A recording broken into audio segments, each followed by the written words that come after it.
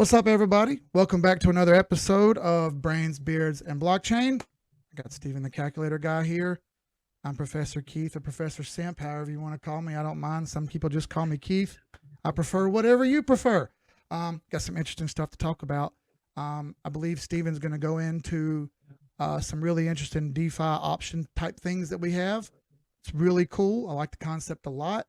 We'll go over the charts on those said assets, and we'll go over some other set assets too. But first, I want to hand it off to one of the smarter dudes in the space. I don't care what anyone says; it's just the facts. And let's hear what one of the smartest, bald-headed, bearded guys in the world has to say. Fire away, sir. There's some hair on the side. Yes. Thank you so much for the introduction. Glad to be here. So basically today I want to talk about options in DeFi. So if you've seen my videos, I've been talking about this for a while now, but it's a way to get yield on either your assets with covered calls, selling covered calls, or on your stable coins, which is really interesting, with cash secured puts. So we're going to look at Friktion.fi as a good example because they have decent analytics. Now, there are tons of options protocols out there. And if you're interested in options protocols, one thing I recommend doing is going to Defi Llama, clicking categories, then clicking options, and you can see all of the different options that they're all available. But I like Friktion because of the analytics and because it's allowed in the US. There's another Solana options protocol called Katana, but if you're in the US and don't have a VPN, it's inaccessible to you. So what we're looking at right now is these are cash secured puts. Effectively, what that means is you give cash, you stake your cash, you contribute your cash, you collateralize your cash, and you're getting a yield on that. In this case, up to 40-something%, which is pretty good for USDC. That's great. And the platform will do options, will sell put options on that cash. A put option basically means like if the price goes down to it's down below what they call a strike price, then you're obligated to you're obligated to purchase the asset at that price. Now, that's not what's going to happen with these because these are cash settled. But effectively, you stake your stablecoin and you're going to get a yield on it. And actually, Keith, can you pull that up one more time really quickly so we can, so you can see that in this case, these are Luna puts, and the squiggly line, the sort of chart, has never touched the strikes, which are the dotted lines underneath them. Now, granted, this is not much data. It only goes back to February. But in this case, every single one of these weeks would have been profitable for the individual running these puts. Now, if you scroll down, Keith, to the bottom, you can see there's a lot of decent analytics. Keep going to vault performance. You can see each one of the weeks and what the return was. So in each one of these weeks, you're getting between 0.2% and almost 1% return per week, which is rather incredible for these vaults. So they're one of the many plays in DeFi. Now, I know DeFi may be turning around, or crypto may be turning around, but whenever crypto is crabbish or even a little bearish, these are some options to continue getting yield and not just watch your bags go down or not just sit on the sidelines in stables. So there are options for virtually every major blue chip from AVAX, Solana, Bitcoin, Ethereum, etc. And it's one thing you can do. And I want to talk to Keith about these because, he's from TradFi. He knows finance. He knows options. And I want to know from a more professional options that they're all available. But I like Friktion because of the analytics and because it's allowed in the US. There's another Solana options protocol called Katana, but if you're in the US and don't have a VPN, it's inaccessible to you. So what we're looking at right now is these are cash secured puts. Effectively, what that means is you give cash, you stake your cash, you contribute your cash, you collateralize your cash, and you're getting a yield on that. In this case, up to 40-something%, which is pretty good for USDC. That's great. And the platform will do options, will sell put options on that cash. A put option basically means like if the price goes down to it's down below what they call a strike price, then you're obligated to you're obligated to purchase the asset at that price. Now, that's not what's going to happen with these because these are cash settled. But effectively, you stake your stablecoin and you're going to get a yield on it. And actually, Keith, can you pull that up one more time really quickly so we can, yeah, so you can see that in this case, these are Luna puts, and the squiggly line, the sort of chart, has never touched the strikes, which are the dotted lines underneath them. Now, granted, this is not much data. It only goes back to February. But in this case, every single one of these weeks would have been profitable for the individual running these puts. Now, if you scroll down, Keith, to the bottom, you can see there's a lot of decent analytics. Keep going to vault performance. You can see each one of the weeks and what the return was. So in each one of these weeks, you're getting between 0.2% and almost 1% return per week, which is rather incredible for these vaults. So they're one of the many plays in DeFi. Now I know DeFi may be turning around, or crypto may be turning around, but whenever crypto is crabbish or even a little bearish, these are some options to continue getting yield and not just watch your bags go down or not just sit on the sidelines in stables. So there are options for virtually every major blue chip, from AVAX, Solana, Bitcoin, Ethereum, etc. And yeah, it's one thing you can do. And I want to talk to Keith about these because, well, he's from TradFi. He knows finance. He knows options. And I want to know, from a more professional perspective, what the risks might be. So in a traditional option, for instance, if you use Charles Schwab or Fidelity or Robinhood or whatever you're doing, if you're going to short the market and buy a put, then you're betting on the price to go down. You would essentially be saying, hey, I think Tesla is going to go down and I don't want to sit here in cash and I can't buy futures because that's not allowed. So I want to bet on the price to go down. How do I do that? You would buy a put option, and the put option would have, let's be hypothetical and say the price of Tesla is 300. The put option would have a strike price of 280. Okay, so you wouldn't be in the money until it hits 280 because you've bet on the market to go down. All right.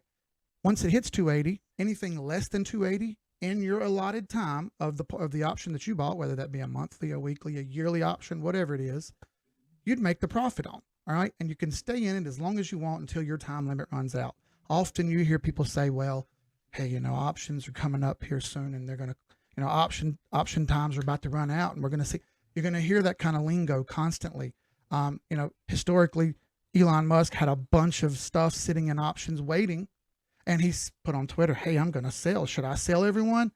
The chart was obvious that he was going to sell. Of course he was going to do that. You think he's an idiot? He wants his money. He's a bazillionaire. He's the richest man in the world. He didn't get that way on accident. Okay?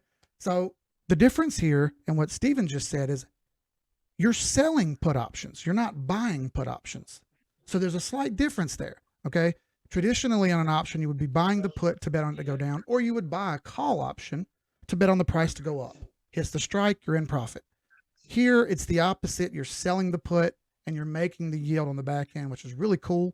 As he said, look at the chart here. It's never hit strike, meaning you would lose, okay? It's never hit strike, as you see. If it hit the strike, you would lose. Now, as he said, it's important to be careful here because if you look at the Luna chart and we take this Ichimoku cloud off real quick, you'll see that since February, of course, everything's went well. The chart's just gone up since February. So it's tough, but a really cool idea. So you just need to remember that it's slightly different than normal options. And I love the fact, like he just said, you can get paid to do nothing while the charts fool around and can't make their mind up whether they want to go up or down. He said crabbish, which is a great term. And if you don't know what that means, crabs walk sideways. All right. I like to simplify that by calling it Paul Walling or sitting sideways because everyone knows who Paul Wall is. Another term you often hear is hawkish or dovish, and that means hawks watch with a keen eye and they're ready to attack. But doves do the same thing with the keen eye, only they're always skeptical and ready to run. Different lingo that people may be not aware of that you're going to hear or see as this stuff progresses. It's only a matter of time, in my opinion, before very lucrative rich people come into this market and want to do the same thing that they do with their standard options on some DeFi stuff. It's only a matter of time.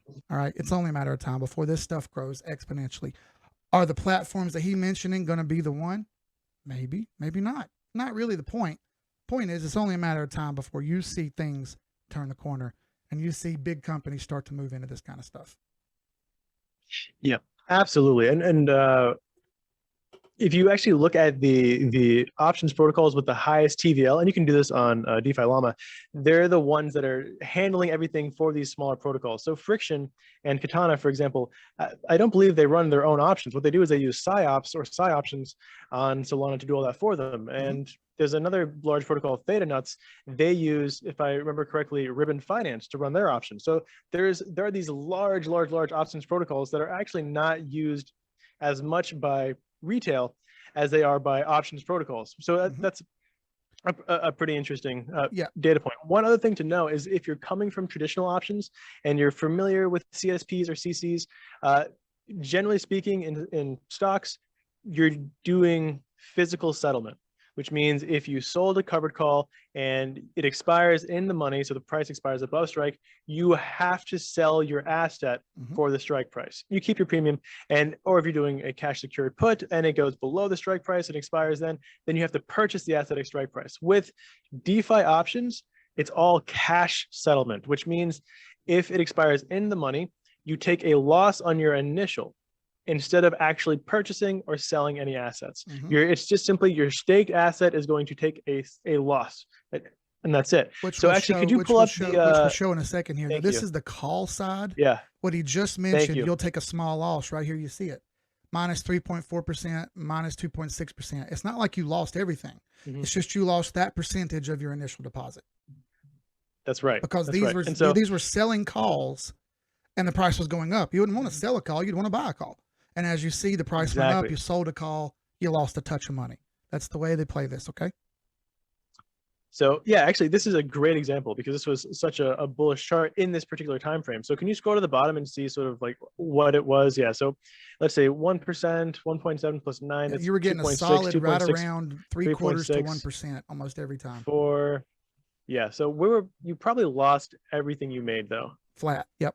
Rough. Because it looks like you were up about 6%, and then it got wiped out in 2 weeks. This is the thing. That's one of the risks. This is the game you play. Absolutely, with options. That's right. This is the game you play.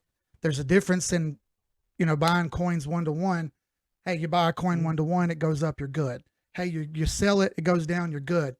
The difference is when you go to options, these are derivatives, folks. This is what a derivative is. If you don't know what a derivative is a secondary bet on a bet. You are already purchasing something, so you're already betting, whether that's 1-to-1 or 1,000-to-1. I don't care. You bet it. You made a bet. Bet it is not a real word. Bet is though.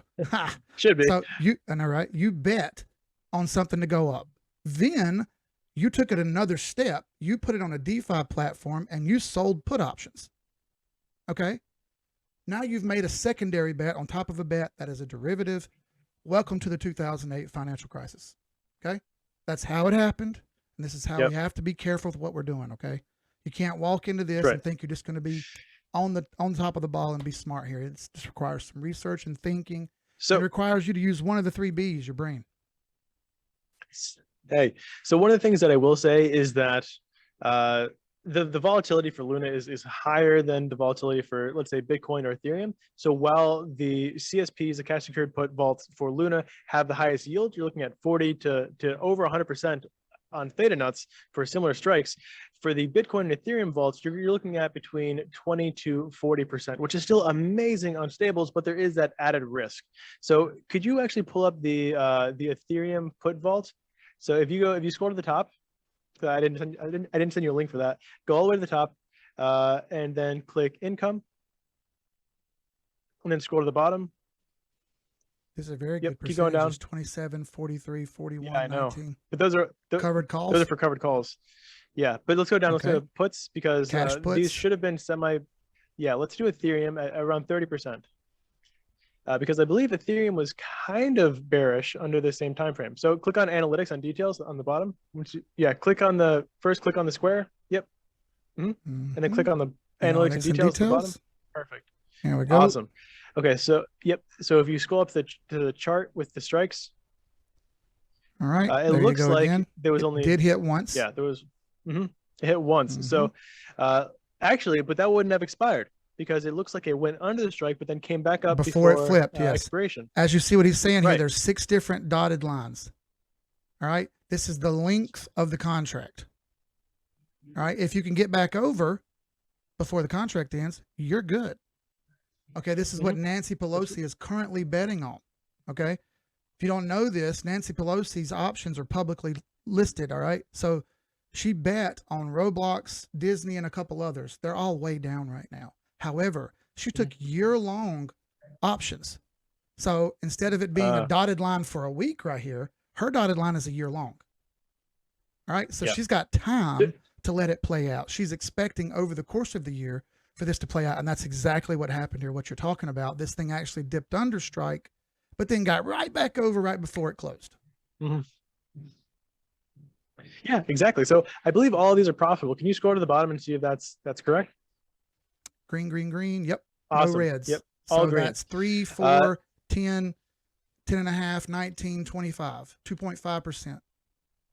So again, Ethereum under this time frame was relatively bearish, and so what I'm saying is Ethereum is a less volatile asset, still a super volatile asset, but a less volatile asset. So the way that these options are calculated, the strike prices are calculated, is based off of, I mean, all of the Greeks, which I'm not going to get into, but effectively it wants to be below a delta of 3.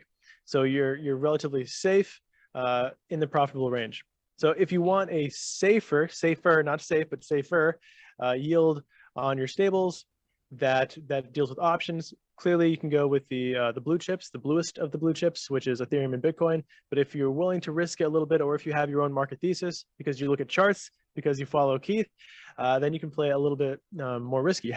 Additionally, if you want to actually buy these options and trade these options, buy them, hope the premium goes up, and then sell them at a higher premium, you can do that on Lira. So Lira.finance is a great place to experience what feels much more like traditional options, buying and selling options and flipping them at higher premiums. To go back on what he just said here, not only are you getting your Ethereum back that you deposited, but you're getting all of your Ethereum back at a higher price because the price went up, and you're getting the 2.5% worth of gains that you see here. That's really cool. In this case, these are actually cash secured puts, so you're getting those gains in USDC. Well, whatever, right. No matter what, your Ethereum went up, and you're getting percentage on top of that. Really cool. That's right. No matter what, you're not only are you in the money because the price went up, but you're also in the money even more, the derivative part, because you bet on it and it did what you thought it would do, which is excellent.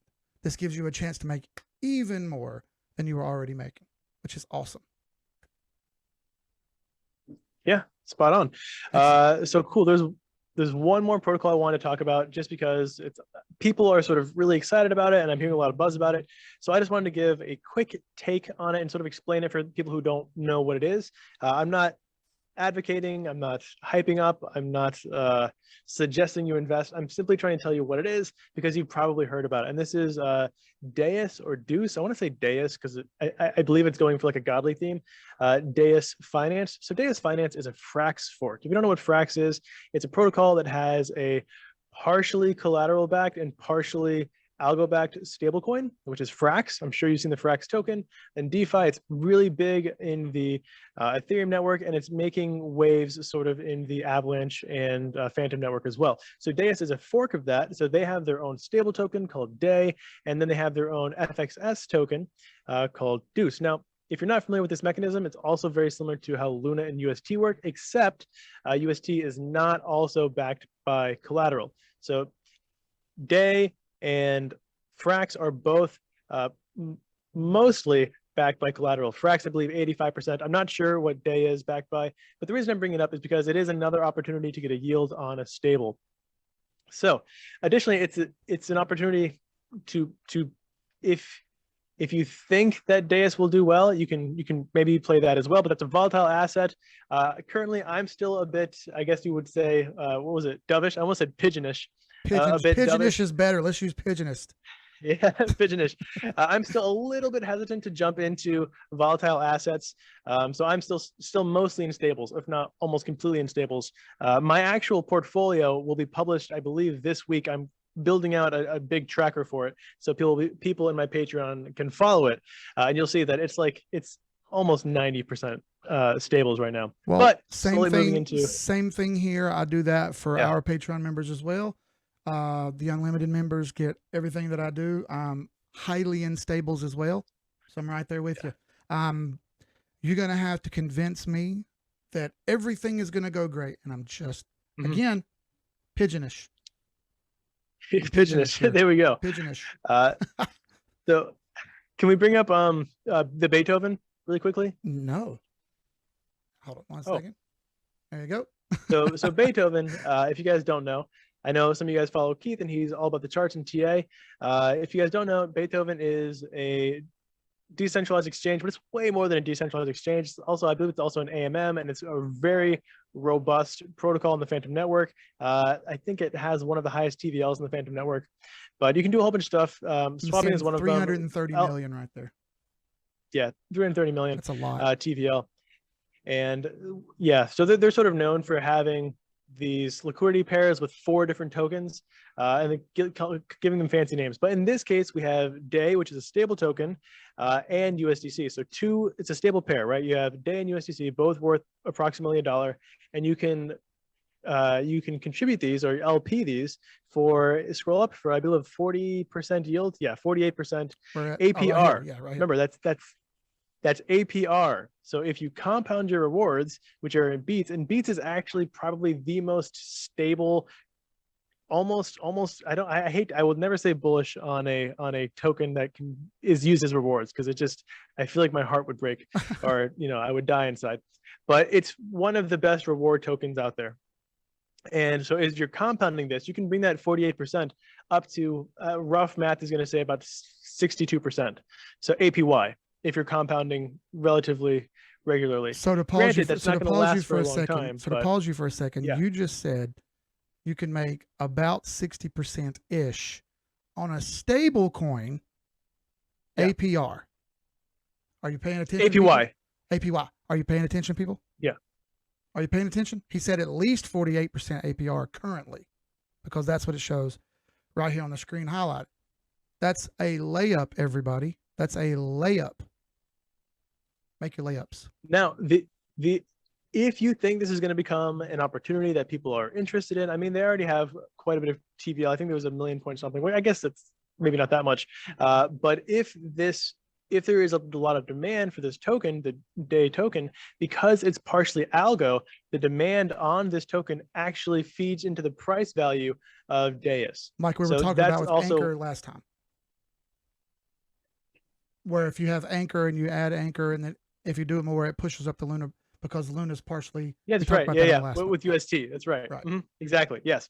So any of these algo tokens, if there is buy pressure on the stable, whether it be Frax or UST or on DAY, it pushes up the value of its other sort of paired token. In this case, Deus. So if you think this will do well, Deus is a bet you could make. But I'm not gonna talk about it. I'm going to let Keith show us the Deus chart and analyze it himself and see what he thinks. Okay, real quick, if you just look right here, what he's saying on beets.fi, shows you right here someone recently put 20 grand worth of USDC in. Someone recently did 5 grand, 5,800 worth of USDC and 6,300 worth of beets for 12.2 grand 36 minutes ago. Okay. Some people are withdrawing, taking profits, and that's fine, because they see charts turning around and they're thinking, hey, maybe it's time to buy some stuff. Well, is that the case? Let's look at this one first, Deus.finance. This may not be the exact number. There's a bit of arbitrage in between charts. Bear with me, okay? If it doesn't come out to the exact number that we're talking about right now, relax. This is a day or so behind when we record this, so don't get your knickers in a twist, as they say. There's a lot of arbitrage. We found different prices between 340 to 370, 360, 365. So it's bouncing around right in this range. Good enough for me. So if we go back to the chart here, quickly looking on a daily time frame, this thing has gone up far beyond what I would have thought it was going to do. It's sprinted really, really far over all the pivots, blew right through everything. As far as an 821 crawl, she got that way down here on March 6th, damn near 3 weeks ago. Excellent. You could have got this at 3 weeks ago at $43. It's $350 right now. You don't have to be a math genius to know that's about 700% increase. Titties. Okay. That's beautiful. Currently, it's fallen under the AEMA. That is not a sale yet, but that is into the wait a minute zone, which is Wait a minute. That's right right. here. Okay. And I'm going to get a better color here. If something falls in the wait a minute zone, what should you do? You should probably just wait a minute. It's not rocket math. Okay. RSI on it, starting to trend down. Obviously, went super overbought right here, double tapped overbought. That typically makes me non-pigeonish and turns me into dovish, okay, or bearish. I'm definitely seeing that should have sold off some right here. Now, can this improve? The answer is yes, it can. It needs to hold that 50 line right there when it starts to rescind more, because it's likely to rescind more. If it doesn't go down farther, we're going to get another overbought, which is going to push us farther into a bearish scenario. And I don't want to see that happen. I prefer if things were slow and steady on their increases instead of shooting up really fast. I know that feels good short term, but I don't need to explain to everyone who is in strong block that it feels real good when it's going up. And then you're now thinking how bad it feels as it comes back down. Slow and steady wins the race. Yep. Okay. Can only explain that a bazillion times for people listen. Do I think this is going to come down some? Yes. How far? Well, we can pull a fib on this and see. We're not anywhere close to a major Fibonacci line yet. It looks like 240 and 160 and 114, all fair as good targets. Matching the RSI with that would be somewhere around 240 first. That would be a fair target, but that would assume that it's going to fall under the 21 EMA and throw me a legit sell signal. Okay. Doesn't look super amazing. I think this had one hell of a run. And because of that, it needs to take a breather. And I don't think anything's wrong with that. That would just be literally a breather. Okay. We'll see how it progresses. But currently, this chart rolls over and starts to play dead like this. That immediately jumps out to me as take profits. It's really close to it right now. I mean, I probably would have already taken profits had I known about this a month ago. All right. That's just the way I look at it. We talked about other stuff first, and Luna's been big right now. We were going to talk about Luna, so I already have that pulled up. This is a solid outperformer from everything else. I actually thought this would go bearish here, and I thought we would have a head and shoulders.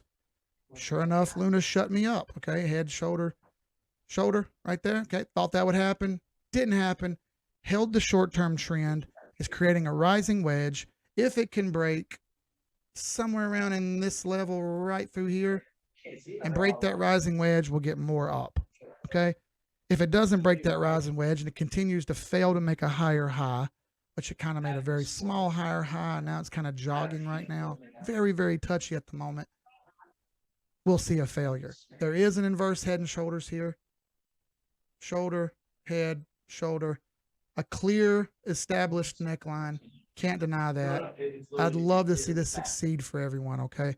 I think that would be wonderful if that succeeded for everyone.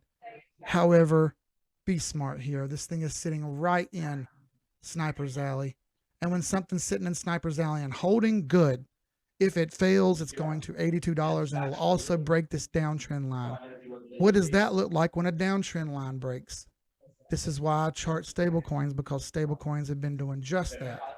Same thing right here on USDC. This is almost a dead mirror image of the Luna chart. You see that Luna right there?